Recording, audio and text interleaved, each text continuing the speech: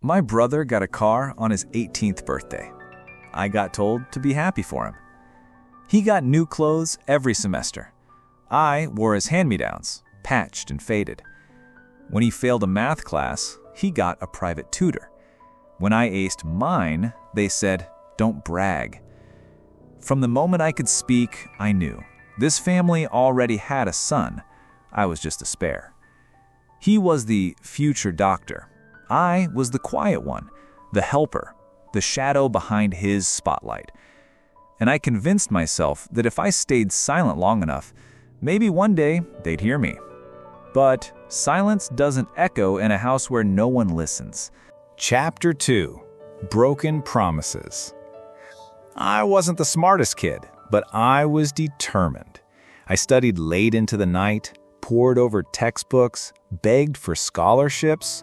When I got into my dream college, I thought, finally, my turn. But the moment I shared the news, their smiles faded. Mom said quietly, "We're proud, but the timing's bad. Sam's wedding drained our savings." Dad looked away, silent. No one asked if I was okay. No one asked if I'd be all right without their help. That day, I realized I wasn't just second best, I was invisible. Chapter 3: Vanishing. I didn't argue. What was the point? They'd already made their choice. The night after Sam's lavish wedding, the party filled with laughter, music, and expensive champagne, I packed my bags and left. No goodbyes, no tears, just silence. I took a bus far away and started working in a diner, washing dishes, cleaning tables, doing the jobs no one else wanted. Nights blurred into days and days into endless work. I slept on cheap mattresses and ate cold food. Sometimes when no one was watching, I cried. Not because it was hard, but because no one noticed I was gone. But pain is a strange teacher. It builds strength you never knew you had. Chapter 4: Rebuilt from Nothing. 5 years passed, and I never stopped moving forward. Community college, then transferred to a better school.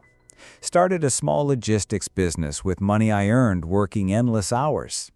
Bought a car with my own hands.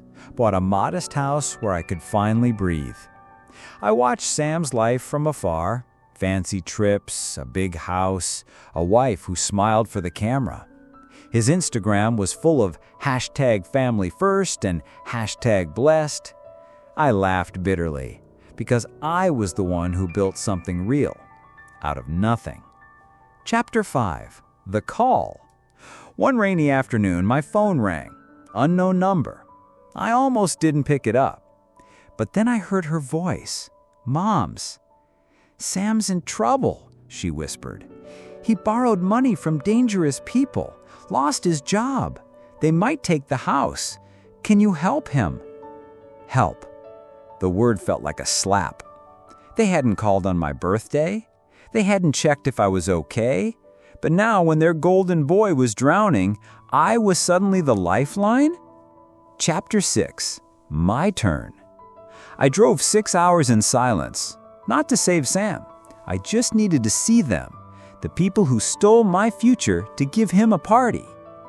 The house was smaller than I imagined, dimly lit and heavy with tension. Mom hugged me like we were a family again. Dad gave me a weak pat on the back. Sam looked tired, thinner, but still proud, as if I had magically fixed it all. They laid out bills, pleaded, justified, begged, and I listened. Then I stood up, grabbed my coat, and said, "You gave him everything, even my future. Now it's your turn to pay." I walked out.